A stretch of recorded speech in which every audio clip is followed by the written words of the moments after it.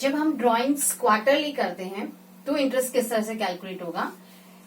When a fix amount withdrew quarterly, in the beginning of quarter, at the end of quarter, in the middle of each quarter. तो average time जो लिया जाएगा वो होगा 7.5 months, 4.5 month and 6 month. अभी average time ने कैसे calculate किया था, formula is same, time left after first drawing plus time left after last drawing divided by 2। हमारे जो क्वार्टर स्टार्ट होते हैं वो स्टार्ट होता है 1st April to 30th June. This is our first quarter. Second quarter begins from 1st July and end on 30th September. Third quarter 1st October to 31st December, and this is our last quarter 1st Jan to 31st March. 1 अप्रैल से 30 जून तक हमारा पहला quarter आता है और 1st Jan to 31st मार्च हमारा last quarter आता है, और हमें चाहिए first quarter and last quarter. तो अगर हम बिगनिंग ऑफ ईच क्वार्टर कर रहे हैं तो मेरा जो पहला ड्राइंग होगा वो होगा फर्स्ट क्वार्टर की बिगिनिंग यानी कि 1st अप्रैल को। तो मैंने जो फर्स्ट ड्राइंग किया वो किया है 1st अप्रैल को, और after 1st April there are जो टाइम लेफ्ट है that is 12 months.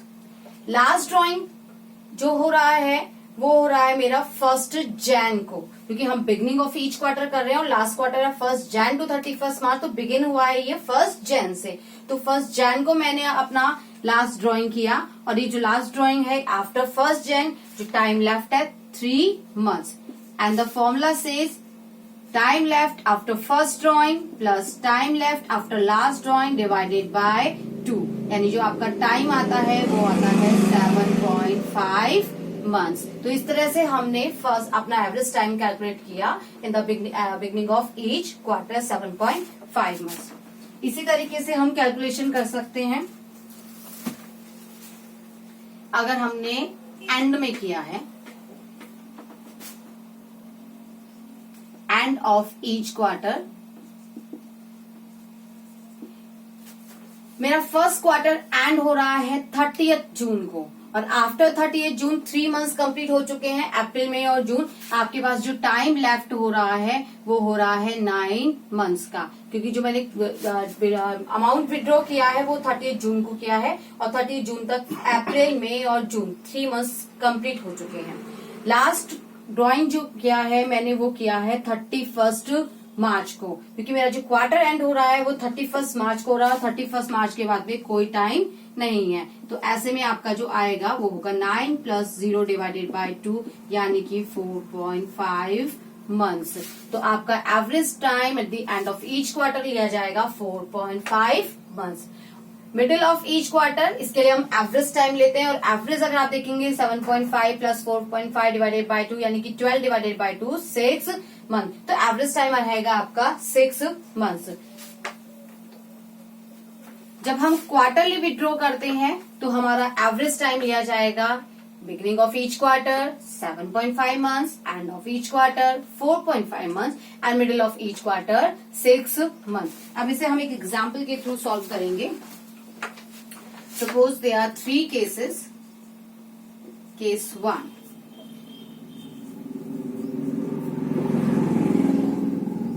If we withdraw rupees 60,000 in the beginning of each quarter, हमने 60,000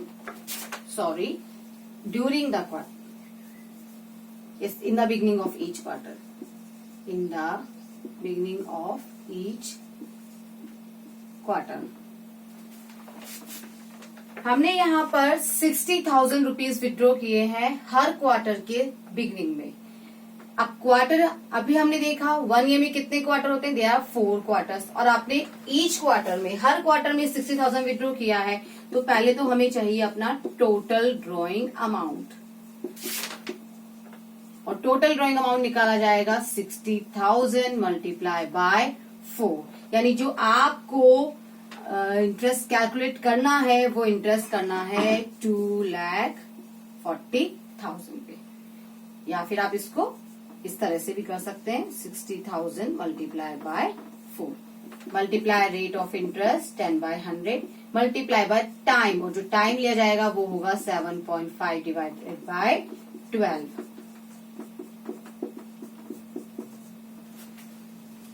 इस तरह से हमारा जो इंटरेस्ट निकलेगा वो निकलेगा 15,000। तो ध्यान रखना है आपको, आपने जो ड्राइंग्स किए हैं वो क्वार्टरली किए हैं, ये ओनली 1 क्वार्टर का अमाउंट है। आपने ईयर में 4 टाइम्स अमाउंट विड्रॉ किया है, तो आपको जो टोटल ड्राइंग अमाउंट है वो होगा 60,000 मल्टीप्लाई बाय 4, 2,40,000। आपको टोटल ड्राइंग अमाउंट पर इंटरेस्ट कैलकुलेट करना होता है, इसलिए आपको हमेशा ध्यान रखना है कि आपने जितनी बार ड्राइंग्स किए हैं उससे मल्टीप्लाई करके अपना टोटल ड्राइंग अमाउंट जरूर निकालना है। हम उसी पे इंटरेस्ट कैलकुलेट करते हैं। Let's take another situation. If we withdraw rupees 60,000 at the end of each quarter, हम हर क्वार्टर के एंड में लेंगे, अमाउंट वही रहेगा, 60,000 किया, एंड ऑफ ईच क्वार्टर किया, they are 4 quarters, then total drawings amount is 60,000 multiplied by 4, 2,40,000. Rate of interest is 10/100. But आपका जो एवरेज टाइम दिस टाइम होगा वो होगा 4.5 मंथ्स। हम 4.5 मंथ्स के लिए कैलकुलेशन करेंगे और इस पे आएगा आपका ₹9,000।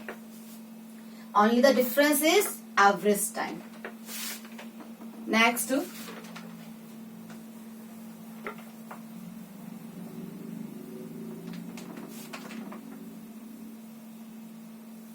if we withdraw rupees 90,000 in the middle of each quarter, तो 90,000 multiply by 4, total amount 90,000 multiply by 4, rate of interest, and the average time for middle is 6 months, 6/12, and the interest will be 18,000. तो इस तरह से हम quarter, when we are withdrawing we are doing drawings quarterly basis.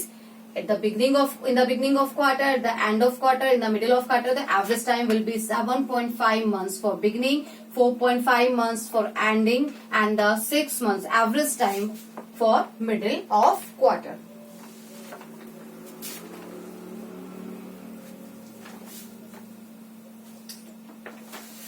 यहाँ पर हमने देखा कि हम एवरेज टाइम लेते हैं, यानी कि हम टाइम कंसिडरेशन कर रहे हैं। ये टाइम कंसिडरेशन हमसे कौन करवाता है? आपने जब अपनी रेट को ध्यान से देखा होगा तो आपकी रेट के साथ एक वर्ड है पर एनम वर्ड।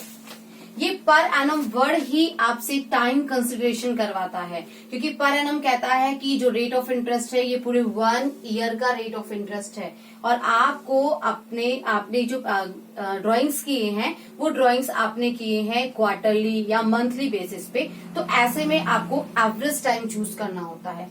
इसी तरीके से जब हमने डिफरेंट डेट्स को किए थे, लाइक मैंने अगर मान लीजिए 1 जून को कोई अमाउंट विड्रॉ किया, तो जून से लेकर और 31 मार्च तक, अप्रैल और मई 2 मंथ जा चुके हैं, मेरा जो कैलकुलेशन होगा वो 10 मंथ्स के लिए होगा, यानी 10/12 के लिए। क्यों? क्योंकि पर एनम वर्ड है, ये टाइम कंसिडरेशन मांगेगा और ये कहता है ये 12 मंथ्स के लिए है, तो हमने 12 में से 10 मंथ्स के लिए कैलकुलेशन कर लिया है। तो ये ध्यान रखना है आपको कि पर एनम वर्ड आपसे हमेशा टाइम कंसिडरेशन मांगता है, और टाइम कंसिडरेशन आपको देखना है कि अगर आपने किसी फिक्स डेट को कर रखा है तो उस डेट से आप कैलकुलेशन स्टार्ट कर देंगे। अगर आपने बिगिनिंग ऑफ ईच मंथ कर रखा है, एंडिंग ऑफ ईच मंथ कर रखा है, मिडिल ऑफ ईच मंथ कर रखा है, तो उसके लिए हमने एवरेज टाइम कैलकुलेट किया था। हमने किया था 6.5 मंथ्स, 5.5 मंथ्स और 6 मंथ्स। अगर हमने क्वार्टरली ड्राइंग किया है तो हमने क्वार्टरली के लिए भी 7.5 मंथ्स, 4.5 मंथ्स, 6 मंथ, जो भी सिचुएशन आपको गिवन होती है उस सिचुएशन के अकॉर्डिंग आपको टाइम लेना है, पर आपको टाइम लेना ही है, क्योंकि पर नंबर आपसे टाइम कंसिडरेशन मांगता है।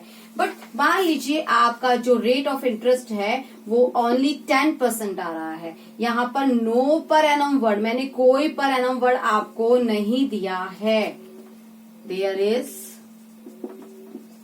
नो पर एनम, तो ऐसे में आप टाइम कंसिडरेशन नहीं करेंगे। No time consideration. This is very important point. आपको ध्यान रखना है कि अगर पर एनम वर्ड नहीं है, आप टाइम कंसिडरेशन नहीं कर सकते हैं। आपको जो इंटरेस्ट चार्ज करना है वो करना है पूरे 1 ईयर के लिए। Interest will be charge for full year. ऐसे में आप टाइम बाय 12 नहीं करेंगे क्योंकि पर एनम वर्ड नहीं है। सो नो टाइम कंसिडरेशन, हम पूरे 1 ईयर के लिए इंटरेस्ट कैलकुलेट करेंगे।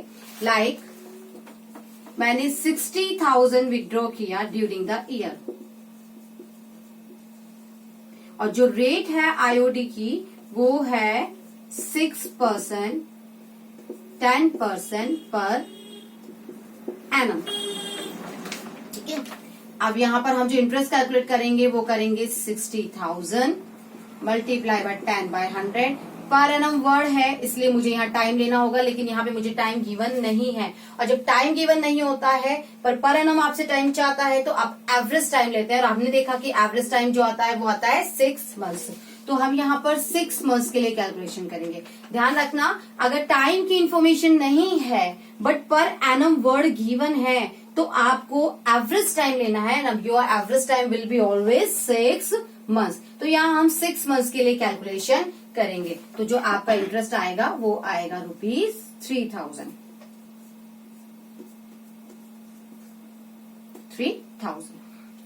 बट अगर आपका IOD rate for the same amount is 10%, तो ऐसे में मेरे पास पर एनम वर्ड गिवन नहीं है तो मुझे टाइम कंसिडरेशन करना भी नहीं है। मुझे फुल ईयर के लिए इंटरेस्ट चार्ज करना, फुल अमाउंट पे फुल ईयर के लिए इंटरेस्ट चार्ज करना होगा। 60,000 मल्टीप्लाई बाय 10/100 यानी कि ₹6,000। तो आपने ध्यान दिया, पर एनम वर्ड कहता है टाइम कंसीडर करना है, पर एनम वर्ड नहीं है तो no time consideration, rate by 100 only, there is no time by 12। इस तरीके से हम अपना इंटरेस्ट ऑन ड्रॉइंग कैलकुलेट करते हैं।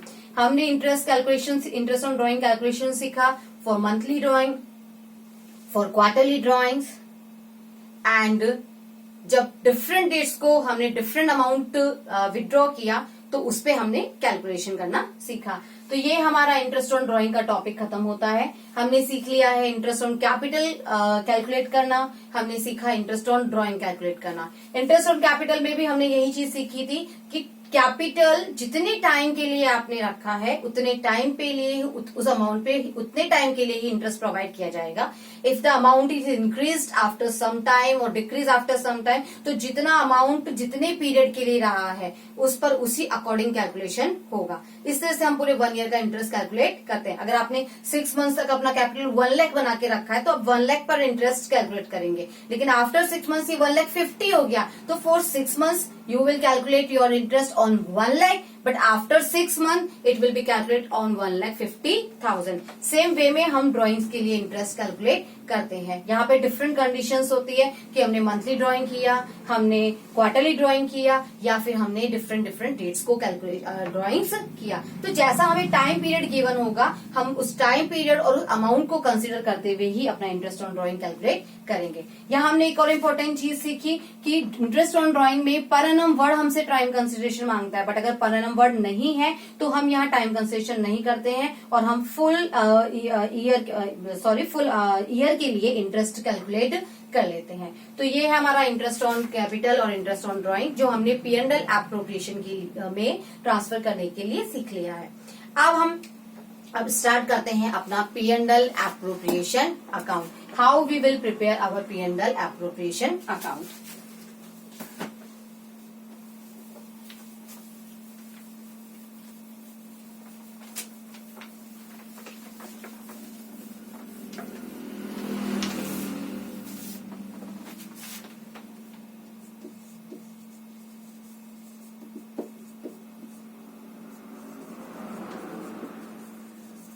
हमने पहले भी सीखा था कि P&L एप्रोप्रिएशन अकाउंट जो है वो it is the extension of P&L account and it starts from the profit transfer by P&L account. तो सबसे पहले आपको अपने P&L अकाउंट से जो भी प्रॉफिट है वो प्रॉफिट यहाँ ट्रांसफर कर देना है। सेकेंड थिंग, अप्रोप्रिएशन सिर्फ और सिर्फ प्रॉफिट्स का हो सकता है, लॉस की कंडीशन में कोई अप्रोप्रिएशन नहीं होगा। ये मैं आपको डिफरेंट एग्जांपल से एक्सप्लेन कर चुकी हूँ। Now we will prepare our P&L appropriation by taking one example. For example, there are two partners A and B. Their capital are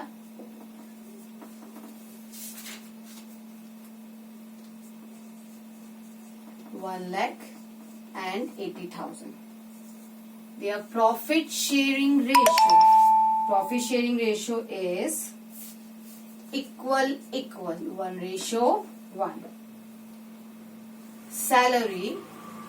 Salary is allowed to A 400 per month. हम A को salary provide कर रहे हैं 400 per month से। B को हम commission दे रहे हैं,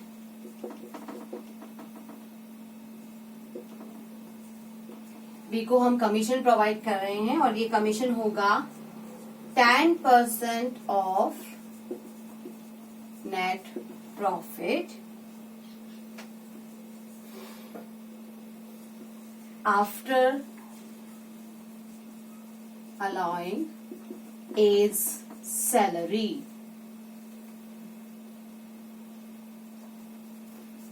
इंटरेस्ट ऑन कैपिटल का रेट जो है वो है 7% और इंटरेस्ट ऑन ड्रॉइंग का रेट जो है वो है 5%। ओके, और ड्रॉइंग्स जो हुए हैं वो हुए हैं, ए ने ड्रॉइंग्स किए हैं, ये एनुअल ड्रॉइंग है, आपके पूरे 1 ईयर की ड्रॉइंग प्रोवाइड कर रही हूं मैं आपको। ए ने जो ड्रॉइंग किया है वो किया है ₹16,000 का, और जो बी ने की है वो ₹14,000 का। और आपके P&L ने जो प्रॉफिट शो किया है, net profit for the year is ₹40,000। Okay, these are some situation.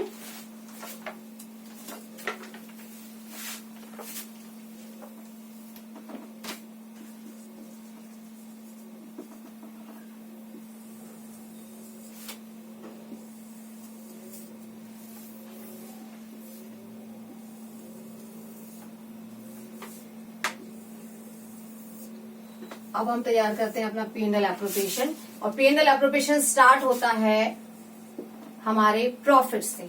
तो सबसे पहले हम अपना नेट प्रॉफिट जो हमारे P&L ने शो किया है 40,000 का, वो हम ट्रांसफर करते हैं और एंट्री होती है P&L account debit to P&L appropriation. तो बाय P&L ₹40,000। ओके, नाउ हमारी कैपिटल है 1,80,000। हम सैलरी प्रोवाइड कर रहे हैं ए को 400 पर मंथ, तो यहां हम लिखेंगे to A salary 400 per month. इसका मतलब पूरे ईयर में हमने उसको दिया है 4,800। देन कमीशन है, बी को कमीशन गिवन है 10%, लेकिन एक कंडीशन इसके साथ ऐड है, 10% of net profit after allowing A salary. यानी आपको नेट प्रॉफिट का वो पार्ट लेना है जिसमें से आप एक ही सैलरी डिडक्ट कर चुके हैं। हमारे पास टोटल प्रॉफिट है 40,000। अगर इससे कहा होता 10% ऑफ नेट प्रॉफिट, तो मैं 40,000 का 10% एज अ कमीशन बी को प्रोवाइड कर देती। लेकिन यहाँ है कि जो प्रॉफिट है वो सैलरी डिडक्ट करने के बाद आपको लेना है। तो हम कैलकुलेशन करेंगे टू बीज कमीशन 10% ऑफ 40,000 माइनस 4,800। 40,000 में से 4,800 लेस करने के बाद जो रिमेनिंग अमाउंट है उसका 10% आपको यहाँ प्रोवाइड करना है, और ये आता है 10% ऑफ 35,200 यानी कि 3,520। तो ये हमने दिया ए की सैलरी और बी का commission. Next appropriation is interest on capital. To interest on capital, हमें दोनों पार्टनर को उनकी कैपिटल पर इंटरेस्ट प्रोवाइड करना है।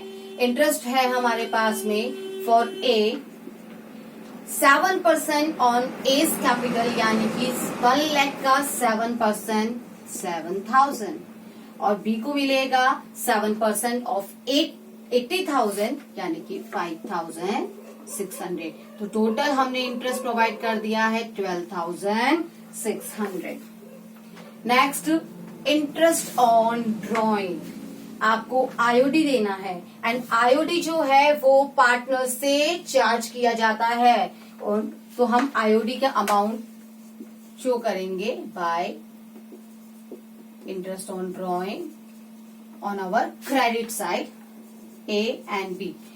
इंटरेस्ट रेट है 5%, और जो ड्रॉइंग अमाउंट है वो है 16,000 एंड 14,000। अब यहाँ आपने ध्यान दिया कि आईओडी के साथ में पर एनम वर्ड नहीं है, इसलिए मैं जो भी इंटरेस्ट कैलकुलेट करूंगी पूरे 1 ईयर के लिए कैलकुलेट करूंगी। यहाँ पर मैं टाइम बाय 12 नहीं कर सकती। मुझे लेना है 5% on 16,000 and 5% on 14,000। 800 and 700 total हो गया 1,500। लेकिन अगर यहाँ पर एनम वर्ड होता तो मैं करती 5% on 16,000 for 6/12 month, 5% on 14,000 for 6/12, यानी कि जो भी इंटरेस्ट आता वो टाइम कंसिडरेशन के बाद आता। लेकिन यहाँ पर एनम वर्ड नहीं है, इसलिए हमने टाइम कंसिडरेशन नहीं किया है। ये आपको हमेशा कॉशियस रहना है इसके बारे में कि पर एनम वर्ड, आपको खुद को इस चीज का है, आपको खुद को हैबिचुअल होना चाहिए। आपको खुद को अपने आप को इस बात के लिए तैयार रखना है कि आप क्वेश्चन पढ़ते वक्त पहले ये चीज ढूंढे कि इंटरेस्ट ऑन ड्रॉइंग है तो पर एनम है या नहीं है। ये आपको देखना है, आपको इसकी आदत बनानी है। तो ये हमने इंटरेस्ट ऑन ड्राइंग भी प्रोवाइड कर दिया है। ड्राइंग जो होते हैं वो कभी भी P&L एप्रोप्रिएशन में नहीं आते हैं, क्योंकि ड्राइंग्स एप्रोप्रिएशन नहीं है। ड्राइंग्स तो आपने अपनी कैपिटल को रिड्यूस थ्रू द ड्राइंग्स हमने अपनी कैपिटल रिड्यूस कर ली है, क्योंकि हमने लास्ट ईयर क्लास में सीखा है कि जब हम पर्सनल पर्पस के लिए पैसा निकालते हैं तो वो आप ही की कैपिटल को कम करता है। हम आप ही की कैपिटल को डिडक्ट कर देंगे फॉर द ड्राइंग अमाउंट। तो after doing all the appropriation मैंने देखा कि मेरे पास अब जो प्रॉफिट, मेरे पास टोटल प्रॉफिट आ गया है 41,500। उसमें से मैंने 4,800 का सैलरी प्रोवाइड कर दिया, 3,520 का कमीशन प्रोवाइड कर दिया है, और 12,600 का इंटरेस्ट पार्टनर को प्रोवाइड कर दिया है। अब जो मेरे पास रेस्ट अमाउंट है वो प्रॉफिट है, और ये प्रॉफिट ट्रांसफर किया जाता है पार्टनर्स को। तो profit transfer to A's capital और बीस कैपिटल। मुझे यहाँ कैपिटल में कोई इन्फॉर्मेशन नहीं थी कि ये फिक्स्ड है या नहीं है, इसलिए इसे हमेशा, अगर हमें कोई पर्टिकुलर इन्फॉर्मेशन नहीं मिलती है फिक्स्ड के बारे में, तो हम हमेशा फ्लक्चुएटिंग मानेंगे और हम कैपिटल अकाउंट ही प्रिपेयर करेंगे। लेकिन अगर फिक्स वर्ड गिवन होता तो फिर ये एंट्री हम एस कैपिटल बीस कैपिटल नहीं करते, हम एस करंट और बीस करंट, क्योंकि in fix method we prepare 2 accounts, first partners capital account and second partners current account and all the adjustment excepting capital। Capital के अलावा जितने भी एडजस्टमेंट किए जाएंगे वो करंट अकाउंट में गिरेंगे, और जो कैपिटल एडजस्टमेंट होता है वो पार्टनर्स कैपिटल अकाउंट में होता है। तो अब हम इन्हें डिस्ट्रीब्यूशन करेंगे। 41,500 में से ये एप्रोप्रिएशन करने के बाद जो प्रॉफिट मेरे पास बचता है वो होता है 20,580 का, 20,580 का, and this amount will be distributed between A and B in their profit sharing ratio, and our profit sharing ratio is 1:1, equal। तो जो अमाउंट डिस्ट्रीब्यूट होगी वो दोनों में इक्वल होगी, 10,219, 10,290। इस तरीके से हमने इनका प्रॉफिट कैलकुलेट किया और इनमें प्रॉफिट डिस्ट्रीब्यूशन कर दिया। हेलो, तो ये आ गया है हमारा 41,500 का। हमने अपने जो प्रॉफिट है उस प्रॉफिट में से हम एप्रोप्रिएशन किए, और एप्रोप्रिएशन करने के बाद जो भी हमारे पास बचा है वो हमने डिस्ट्रीब्यूट कर दिया है इन दोनों पार्टनर्स के बीच में in their ratio, that is equal 1:1।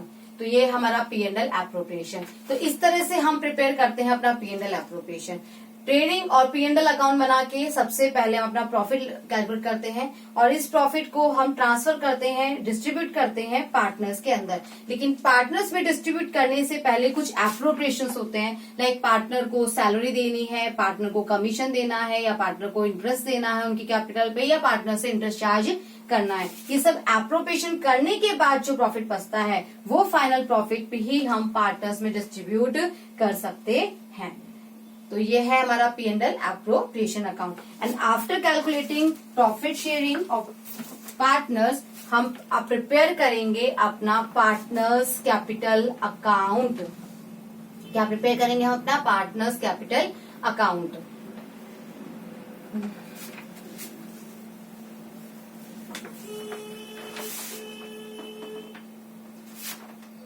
हमने सैलरी प्रोवाइड की है 4,800, कमीशन हमने कैलकुलेट किया है 3,520 और IOC हमने दोनों को दिया है 7,000 एंड 5,600। जो प्रॉफिट ट्रांसफर हो रहा है वो हो रहा है 10,219 and IOD is 800 and 700।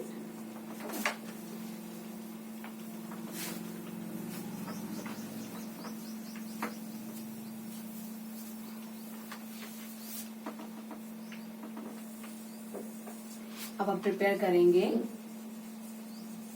Partners capital account.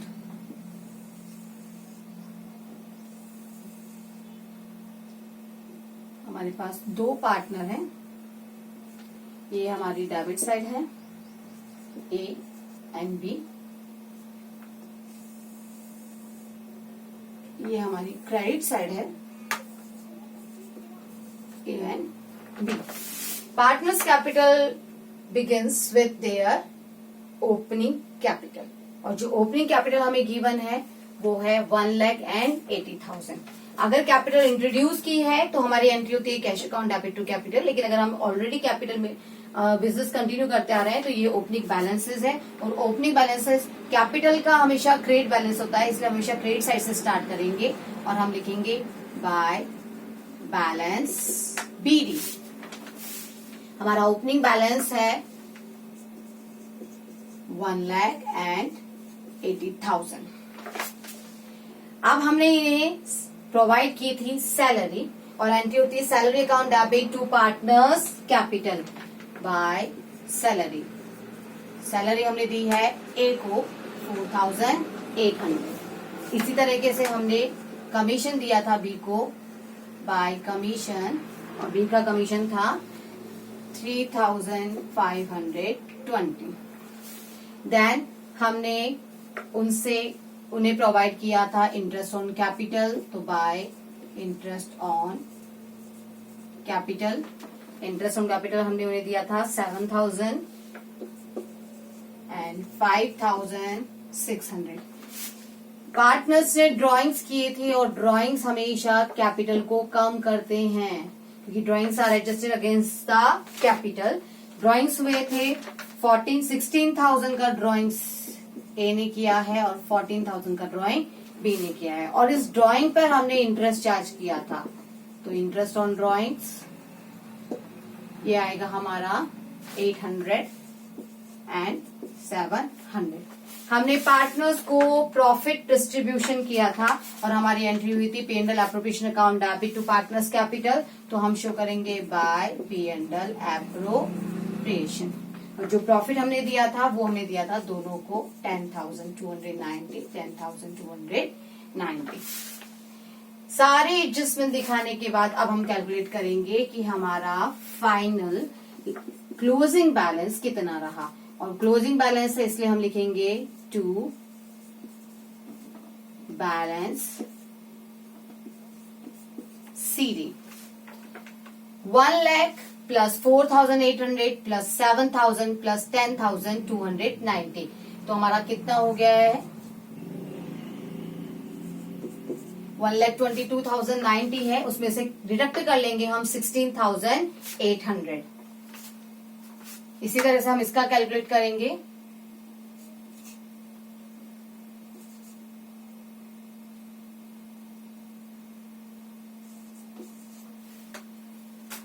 Ten 1,22,090 में से हम डिडक्ट करेंगे 16,800।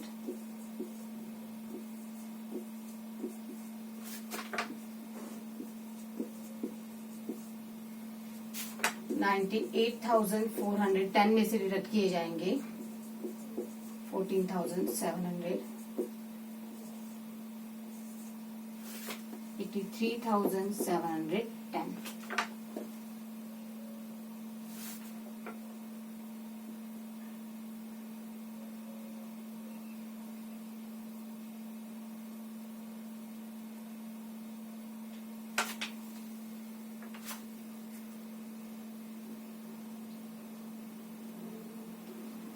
$99,410 आएगा।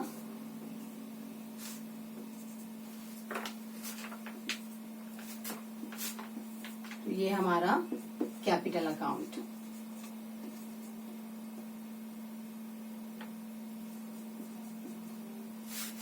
तो इस तरीके से हम अपना पार्टनर्स कैपिटल अकाउंट प्रिपेयर करते हैं।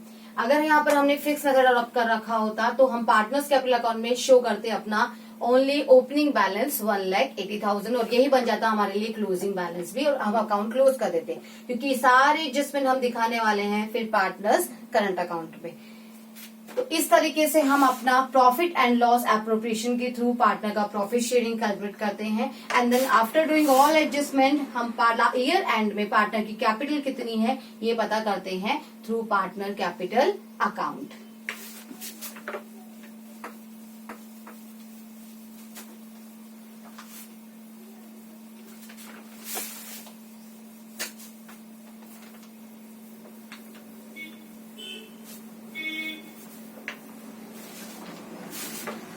तो अब तक हमने सीखा कि हम कैसे एप्रोप्रिएशंस करते हैं।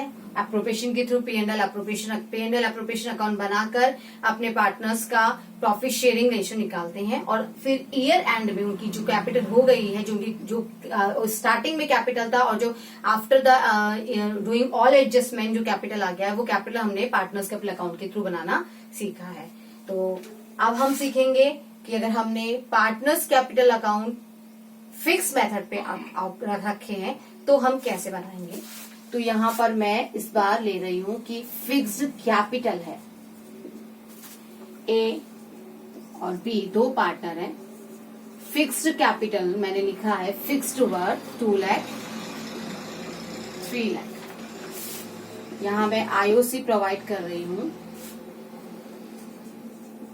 40,000 ओके एट द रेट 10%। तो 10% on 2,20,000 and 3,30,000। IOD है 4,000 and 5,000। जो ड्राइंग्स हैं वो हैं 20,000 and 30,000। Salary to A 50,000 during the year, and the profit sharing ratio is equal, and net profit shown by P&L is 2 lakh. Okay, तो सबसे पहले तो हम अपना पी&एल एप्रोप्रिएशन बनाकर पार्टनर्स का प्रॉफिट शेयर कैलकुलेट करेंगे। तो यहां मैं पी&एल एप्रोप्रिएशन प्रिपेयर कर देती हूँ, शॉर्ट में कर लेते हैं। सबसे पहले मैंने शुरू किया अपना प्रॉफिट जो है मेरे पास 2 लाख का। अब मैंने इन्हें प्रोवाइड किया है आईओसी ए और बी। ए को आईओसी दिया है मैंने 20,000 बी को दिया है 30,000, टोटल 50,000 का आईओसी मैंने प्रोवाइड कर दिया है। हम ए को सैलरी दे रहे हैं और जो ए को सैलरी मिल रही है वो मिल रही है 50,000। हमने इंटरेस्ट ऑन ड्राइंग चार्ज किया है, तो by IOD A and B, A से हमने इंटरेस्ट 4,000 एंड बी से 5,000, 9,000, इसको हम 6 कर लेते हैं, 10,000। आईओसी, आईओडी, सैलरी, ये 3 एडजस्टमेंट करने के बाद, ये 3 एप्रोप्रिएशन करने के बाद में अब हमारे पास कौन सा कितना प्रॉफिट बचता है, तो हमारा प्रॉफिट है 2,10,000। इसमें से हमने 50 1 लाख प्रोवाइड कर दिया है, तो हमारा जो प्रॉफिट है वो है बैलेंसिंग अमाउंट 1,10,000। और ये प्रॉफिट हम ट्रांसफर करेंगे ए और बी में in their profit sharing ratio, that is equal. तो 55,000 इसको मिलेगा और 55,000 इसको मिलेगा। ओके, तो हमने अपना प्रॉफिट कैलकुलेट कर लिया है। जो प्रॉफिट गिवन है वो है 55,000 and 55,000 to A and B. अब हम पार्टनर्स कैपिटल अकाउंट बनाना सीखेंगे।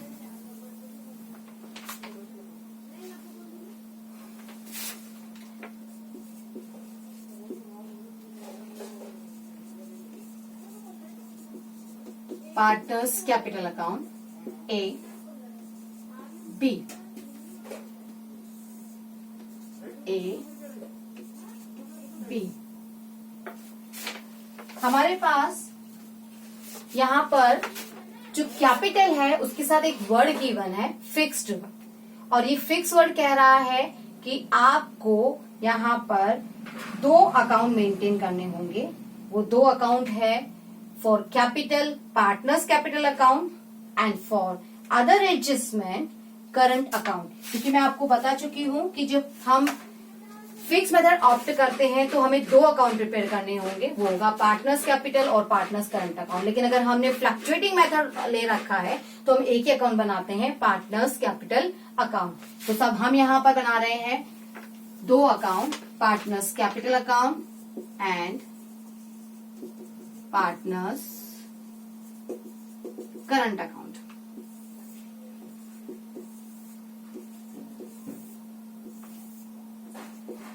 मेरे पास यहाँ स्पेस कम है इसलिए मैं प्रॉपर फॉर्मेट नहीं फॉलो कर पा रही हूँ। Partners capital account will start from their opening balance by balance PD and the balances are 2 lakh and 3 lakh, 2 lakh and 3 lakh. यहाँ मुझे इसमें कोई एडजस्टमेंट शो नहीं करना है अगर तब तक जब तक कि मैं और कैपिटल इसमें इंट्रोड्यूस नहीं कर देती हूँ या कोई कैपिटल विड्रॉ नहीं कर देती हूँ। यहाँ पे मैंने ना तो कोई एडिशनल कैपिटल लगाया और ना ही मैंने कैपिटल विड्रॉ किया है, इसलिए मेरे बैलेंस पे कोई इफेक्ट नहीं पड़ेगा। और मैं इसे to balance CD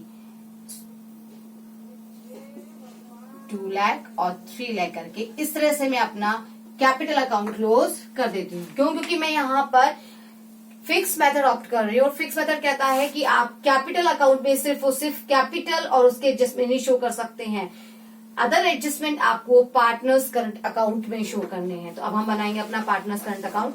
current account का भी ओपनिंग बैलेंस हो सकता है और यहाँ पर ओपनिंग बैलेंस डेबिट भी हो सकता है और क्रेडिट भी हो सकता है। ध्यान दीजिएगा, करंट अकाउंट का बैलेंस डेबिट भी हो सकता है और क्रेडिट भी हो सकता है, लेकिन यहाँ पर कैपिटल अकाउंट का बैलेंस हमेशा क्रेडिट ही होगा। बट करंट अकाउंट का बैलेंस अगर गिवन है तो वो डेबिट भी हो सकता है, क्रेडिट भी हो सकता है। अगर डेबिट बैलेंस है तो हम डेबिट साइड से स्टार्ट कर देंगे और अगर क्रेडिट बैलेंस है तो हम क्रेडिट साइड में बैलेंस शो कर देंगे। लेकिन यहाँ पर मेरे पास में कोई बैलेंसेस गिवन नहीं है, तो हम सारे एडजस्टमेंट यहाँ ट्रांसफर कर देंगे। पहला एडजस्टमेंट मैंने किया था interest on capital by interest on capital 20,000, 30,000। Second adjustment मैंने किया था सैलरी बाय सैलरी, ए को हमने सैलरी प्रोवाइड की है 50,000। पार्टनर्स ने ड्राइंग्स किए थे, ये ड्राइंग्स भी हम करंट अकाउंट में ही शो करेंगे क्योंकि कैपिटल अकाउंट में इसे नहीं शो किया जा सकता। ड्राइंग्स जो हमने किए हैं वो किए हैं 20,000 ए ने, 30,000 डी ने। इस पे हमने इंटरेस्ट चार्ज किया था, इंटरेस्ट ऑन ड्रॉइंग 4,000 एंड 6,000। और लास्ट में आके हमने पार्टनर्स को उनका प्रॉफिट दिया था, तो प्रॉफिट हम दिखाएंगे बाय P&L एप्रोप्रिएशन 55,000। टोटल हम देख लेते हैं, 55 plus 50 plus 20, 1,25,000। 55 plus 30, 85,000। And after deducting 24,000, अब हमारा जो बैलेंस होगा उसे हम लिखेंगे टू बैलेंस CD। 1,25,000 में से आपने 24 डिडक्ट कर दिए हैं, आपके पास बचा है 1,01,000 का बैलेंस। 85 में से 36 आपने लेस कर दिए हैं, तो आपके पास आएगा 49,000।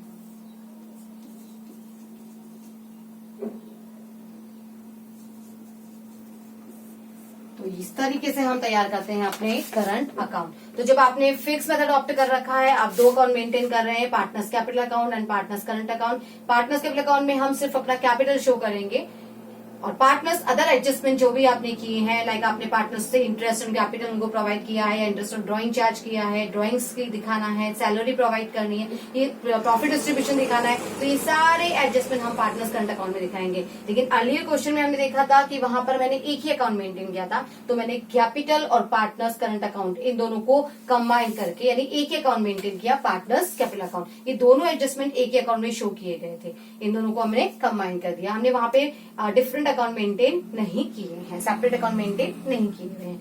But in fix method we have to maintain partners capital account and partners current account. तो ये है हमारा फंडामेंटल्स का फर्स्ट थिंग जो हमने क्लियर कर लिया है कि कैसे हम अपने पार्टनर्स का प्रॉफिट कैलकुलेट करते हैं, और फिर कैसे उनका हम फाइनल कैपिटल अमाउंट कैलकुलेट करते हैं। इसी वे में कुछ डिफरेंट सिचुएशंस आपको दी जाएंगी, आपको उस सिचुएशन के अकॉर्डिंग अपने P&L एप्रोप्रिएशन को प्रिपेयर करना है। ओके, तो आज के लिए इतना ही। Thank you.